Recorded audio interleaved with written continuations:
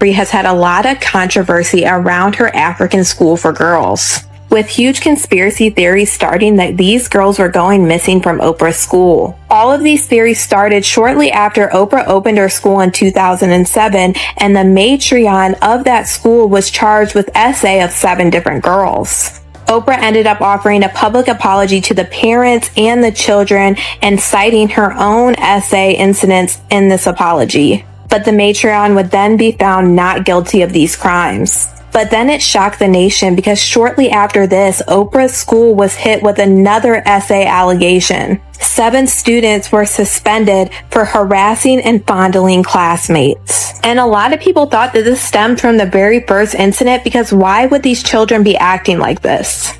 And the rumors started swirling after this point because they just didn't understand how these things could happen so close to one another. And then boom, there was another investigation at Oprah's school after the body of a newborn was found in a girl's book bag. How do you have one of the most notorious criminals in modern history locked up, exposed, globally shamed, and yet somehow, the full story still feels unfinished? How is it possible that years after Jeffrey Epstein went down, we're still discovering names, connections, and uncomfortable coincidences popping up like unwanted notifications at 3 a.m.? And out of nowhere, the conversation explodes again, this time involving Oprah Winfrey. Yes, that Oprah, the queen of daytime TV, the billionaire icon, the woman who built an empire on trust, inspiration, and you get a car. So why is her name suddenly trending alongside one of the darkest scandals ever? And then enters Joe Rogan, casually dropping questions on his podcast that have the internet spiraling. Not accusations, not claims, just questions. But sometimes, questions are even more dangerous than answers. Because once people start connecting dots, even the wrong ones, it creates a storm you can't control.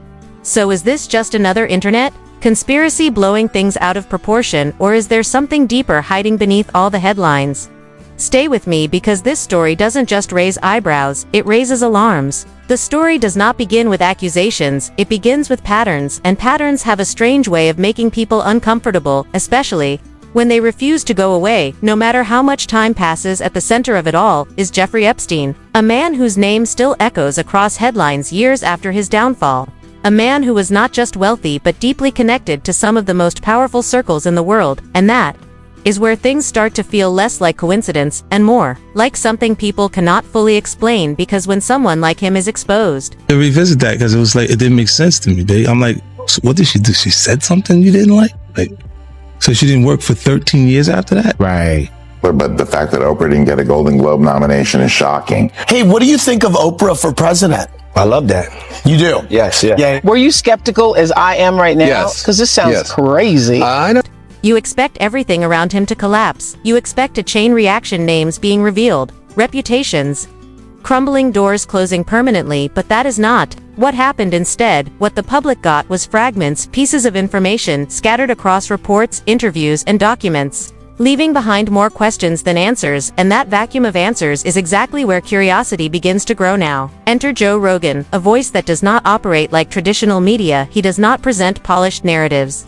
He asks uncomfortable questions, and those questions have a way of spreading quickly across millions of listeners. He pointed out something simple yet unsettling: being associated with someone does not prove guilt, but repeated association, especially after controversy becomes public, raises eyebrows. And once eyebrows are raised, the internet does what it does best. It starts digging.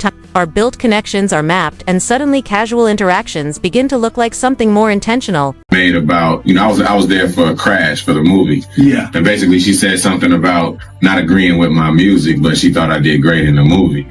And of course I was up there with the whole cast of Crash. Mm-hmm. And so I didn't necessarily felt like that needed to be said. You didn't agree with my music. And even if you don't agree with certain songs I made, say you don't agree with certain songs, don't say you just don't agree with all of my views. Right. She was able to say what she said, and then I had my rebuttal, and when I saw the final show, her comments were in there. Right, was in there, but yours wasn't in there. And mine weren't in there, so it just looked like I kind of took it. Wow. Like, was just quiet and didn't say that. And that is where Oprah Winfrey becomes part of the conversation, not because of any confirmed wrongdoing, but because of what she represents: influence, credibility, and a level of trust that few public figures have ever achieved. For decades, she has been seen as a symbol of integrity, Someone who shapes narratives and guides public opinion, so when her name appears even loosely within discussions surrounding controversial networks, it creates a reaction far bigger than the average celebrity mentioned. People do not just scroll past it, they pause, they question, they analyze, and in today's digital world, that is all it takes for a narrative to begin forming. The issue here is not evidence, it is perception, and perception can be just as powerful as facts.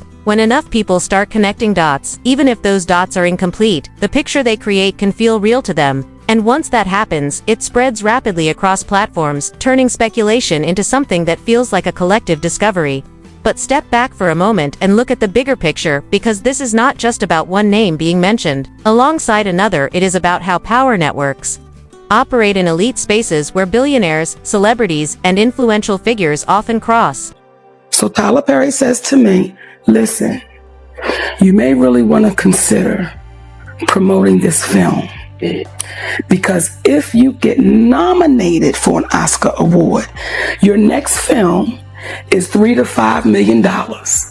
And if you win it, your next film is $6 to $8 million. I said, Tyler, who are you talking to?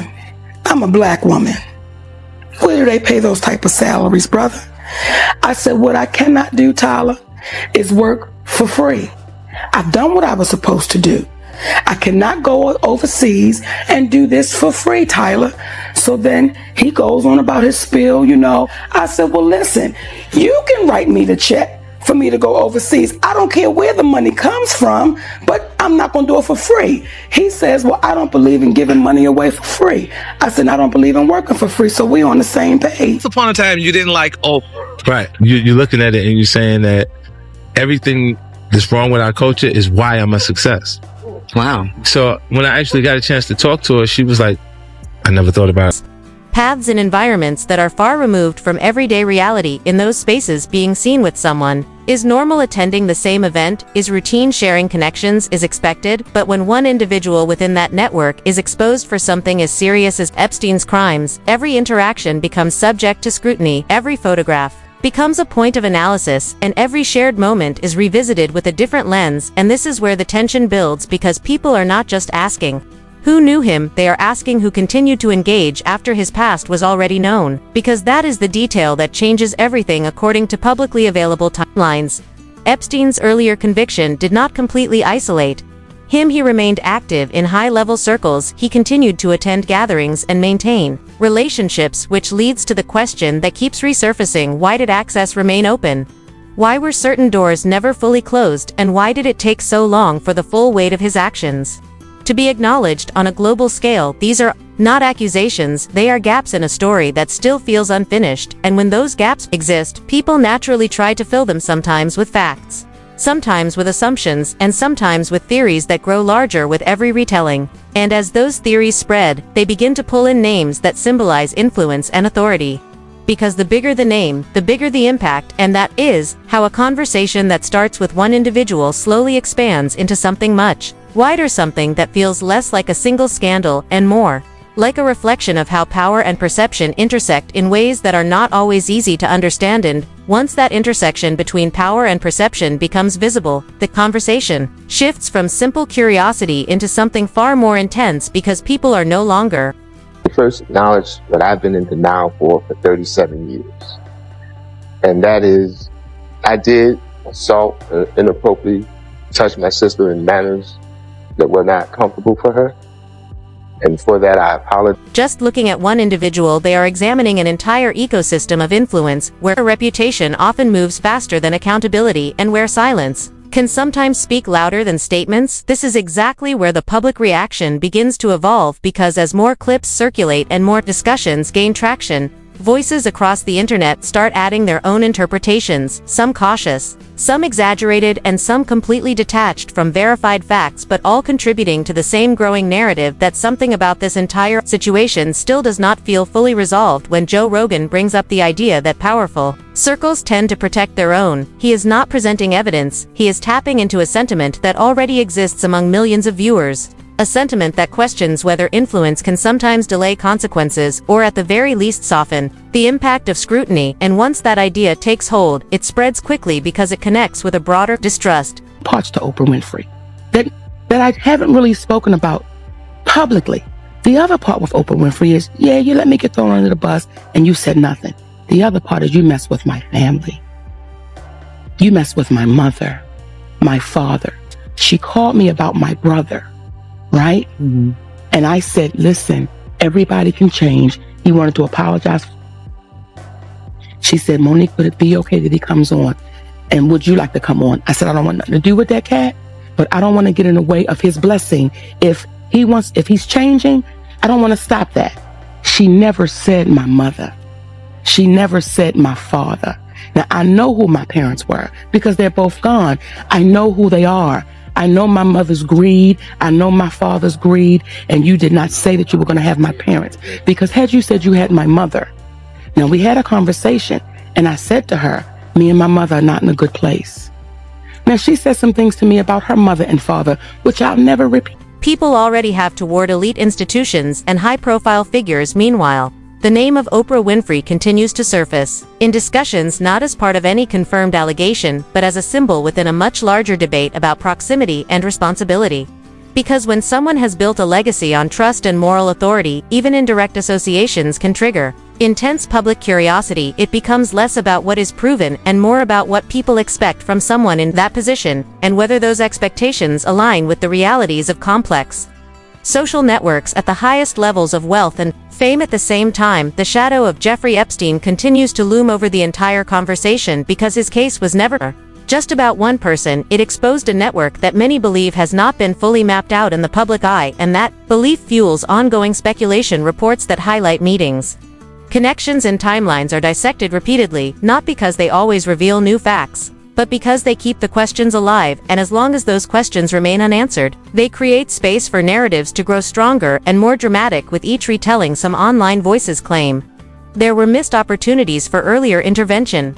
Others suggest that certain relationships should have raised more concern long before everything came to light, but separating documented information from interpretation becomes increasingly difficult once the conversation reaches this level of intensity, because every new piece of content, whether it is a podcast clip, an old interview, or a resurfaced article, is viewed through a lens that is already shaped by suspicion and curiosity, and that lens has a way of amplifying even the smallest details, turning them into focal points of debate. The result is a cycle where attention feeds speculation and speculation feeds more attention, creating a loop that is difficult to break, especially in a digital environment where speed often takes priority over verification. And this is where the story takes on a life of its own, moving beyond the original events and into a broader commentary on how society processes scandals involving powerful figures. People are not just asking what happened, they are asking why it happened the way it did, and whether similar patterns could exist elsewhere without being fully visible yet.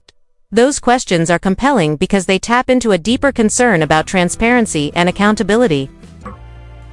Oprah threatens Cat Williams for exposing her for being a Hollywood handler. I've been excluded. I've been excluded on Oprah. You know, on Oprah. On Oprah, yeah, I've been excluded. Or inbred. Well, Oprah has definitely. No, Stedman inbred.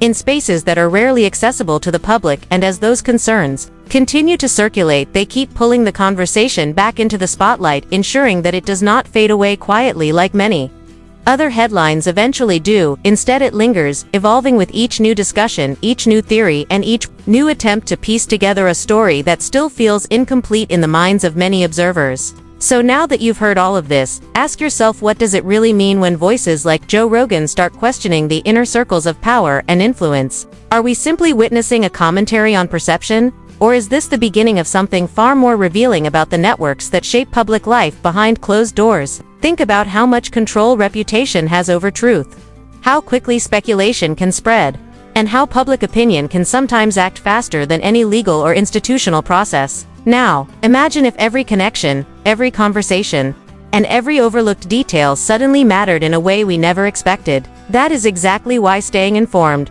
questioning what you're told, and following the breadcrumbs is more important than ever. So don't just watch, engage. Comment below with your thoughts, theories, or even your wildest suspicions. Share this video with someone who thrives on the kind of investigative, Hard-hitting discussion that shakes the surface of mainstream headlines. Hit that like button if you want more deep dives into controversies that everyone else tiptoes around, and subscribe so you never miss an explosive revelation. The conversation isn't over.